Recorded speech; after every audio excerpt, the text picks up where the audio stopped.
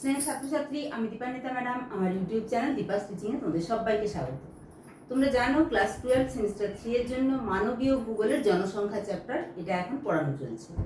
জনসংখ্যা, জনবসতি, এরপরে কিন্তু ভারতের ভূগোল তোমরা ক্লাস 10 এ যেটা পড়ে এসেছো সেগুলোই এখানে আবার রিভিশন হবে। আমার চ্যানেল থেকে কিন্তু প্রাকৃতিক ভূগোলের সমস্ত চ্যাপ্টারের ক্লাস, সেখানে কনসেপ্ট ক্লিয়ারের ক্লাস এবং এমসিকিউ এর ক্লাস দেওয়া আছে। তাই চ্যানেলে যদি নতুন হও আজই এক্ষুনি চ্যানেলটা সাবস্ক্রাইব করে নাও, ভিডিওসে বা প্লেলিস্টে গিয়ে পুরানো ক্লাসগুলো দেখে নাও। কোনো রকম কোনো কিছু অসুবিধা হবে না তোমাদের থার্ড সেমিস্টারের পরীক্ষার জন্য। থার্ড সেমিস্টার তোমাদের জন্য ভীষণ রকম ভাইটাল, কারণ থার্ড এবং ফোর্থ সেমিস্টার মিলিয়ে কিন্তু তোমাদের ফাইনালের রেজাল্ট হবে, যার উপর নির্ভর করবে তুমি তোমার পছন্দের সাবজেক্ট পাবে কিনা বা পছন্দের কলেজ পাবে কিনা। যাই হোক, আর কথা না বাড়িয়ে শুরু করি। জনসংখ্যা চ্যাপ্টারের এমন একটি পোর্শন যেখানে পৃথিবীর মানচিত্রে জনঘনত্ব কিভাবে বণ্টিত হয়ে আছে সেটা দেখানো হয়েছে। জনঘনত্ব নির্ণয় করা হয় কি করে? তোমরা জানো যে প্রতি বর্গ কিলোমিটার এলাকায় কতজন বসবাস করে। তাহলে এখানে এই যে কালারটা, এই কালারটা পৃথিবীর মানচিত্রে যেখানে যেখানে আছে সেই অঞ্চলগুলো একটুখানি দেখিয়ে নিই। উত্তর আমেরিকা দেখো, পুরোটার মধ্যে এত বড় মহাদেশের মধ্যে এইটুকু নিউ ইয়র্ক এবং তার আশেপাশে জনঘনত্ব 150 জনের বেশি পার বর্গ কিলোমিটার।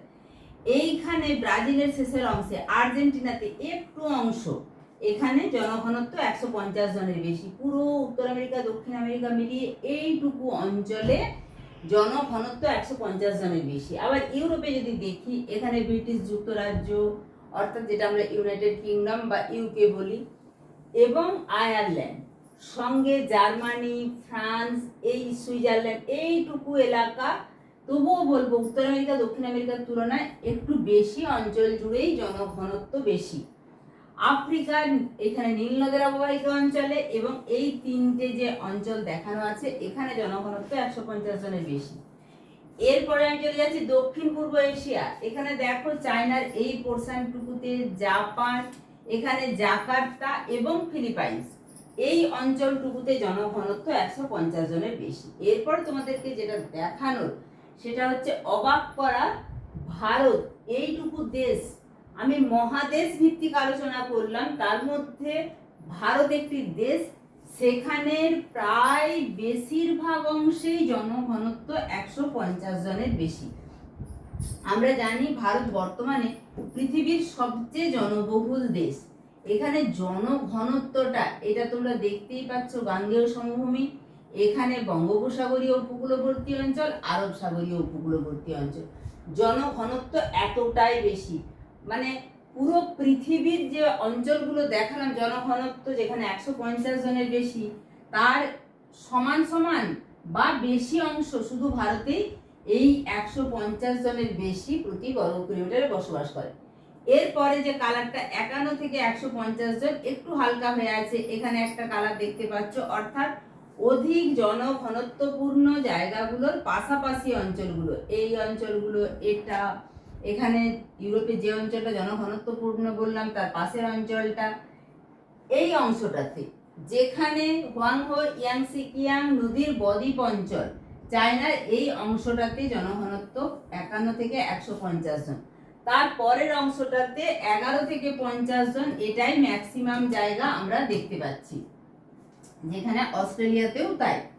তারপরে আরো যেটা হালকা হয়ে আছে সেটা 10 জন বা তার কম।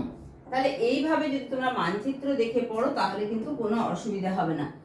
এরপরে তোমাদেরকে যেটা দেখাবো সেটা হচ্ছে, তোমরা ক্লাস 10এই পড়ে এসেছো, পৃথিবীর জনসংখ্যা বন্টনের তারতম্যের কারণ কি।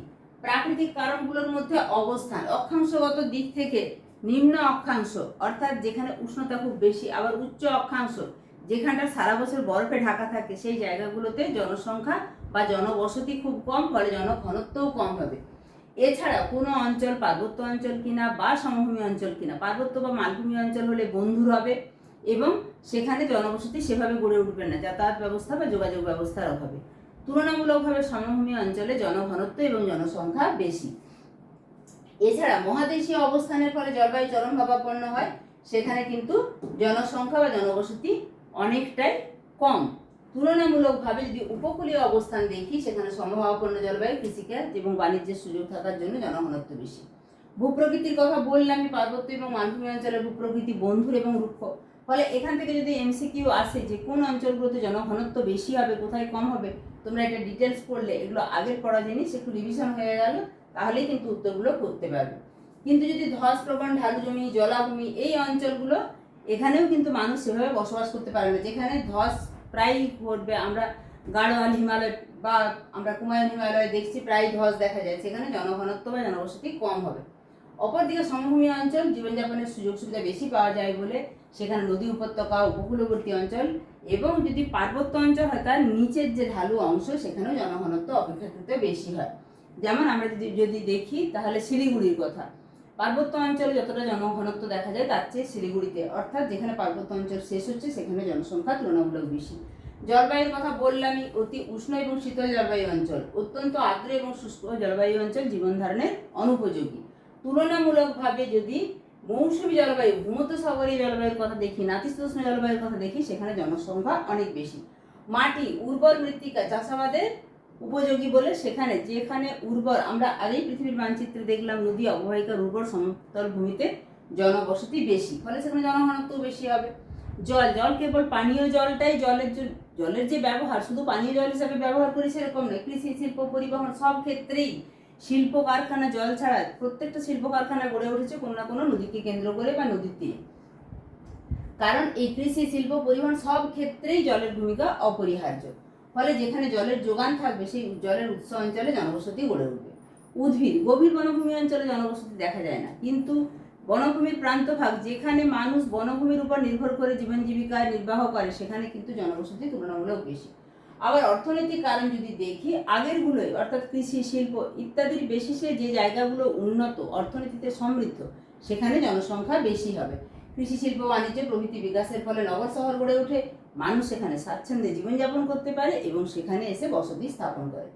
সামাজিক কারণে জনসংখ্যা বৃদ্ধি পায়। অপেক্ষাকৃত যে জায়গাগুলো অনুন্নত সামাজিক পরিকাঠামো, যেখানে এখনো পর্যন্ত কাজ করছে যে পুত্র সন্তান লাভের আকাঙ্ক্ষা এবং সেখানে অধিক সংখ্যায় সন্তান উৎপাদন শুধুমাত্র পুত্র সন্তানের দিকে তাকিয়ে, অর্থাৎ এগুলো একটা সামাজিক ব্যাধি। অল্প বয়সে বিবাহ, সেটাও অধিক সন্তান জন্মদানের কারণ। এইভাবে যারা সামাজিক দিক থেকে যে অঞ্চল পিছিয়ে আছে সেখানে কিন্তু জনসংখ্যা বেশি হবে। এছাড়া রাজনৈতিক কারণে যদি দেখি, আমরা এখন দেখছি ইরানের যুদ্ধের কথা, যেখানে রাজনৈতিক অস্থিরতা দেখা দেবে সেখান থেকে মানুষ অন্যত্র চলে যাবে। ফলে যেখানটা অস্থিরতা দেখা দিয়েছে সেই জায়গায় জনবসতি আস্তে আস্তে কমতে থাকবে। 1947 সালে যখন ভারত ভাগ হয়, ভারত পাকিস্তানের সৃষ্টি হয়, তখন কিন্তু বহু পরিবার দেশ ত্যাগ করে বর্তমান বাংলাদেশের যে অংশ সেখান থেকে ভারতে এসেছিল, সেটা কিন্তু ভারতের জনসংখ্যার মানচিত্রকে অনেকটা পাল্টে দিয়েছে। সাংস্কৃতিক মানের উন্নতি হলে মানুষের জ্ঞান, বিজ্ঞান চেতনা, উদ্ভাবনী কৌশলের উন্নতি ঘটে। নিত্য নতুন আবিষ্কারের ফলে সম্পদের উৎপাদন এবং ব্যবহার বৃদ্ধি পায়। ফলে মানুষজন তার স্বাচ্ছন্দ্যভাবে যখনই জীবনযাপন করতে পারবে, তখন সেখানে কি হবে, জনসংখ্যা বা জনঘনত্ব বৃদ্ধি পাবে। তাহলে এই যে কারণগুলো, এখানে কিন্তু দুটো কারণে, অর্থাৎ পজিটিভ কারণ, নেগেটিভ কারণ দুটোই দেয়া আছে।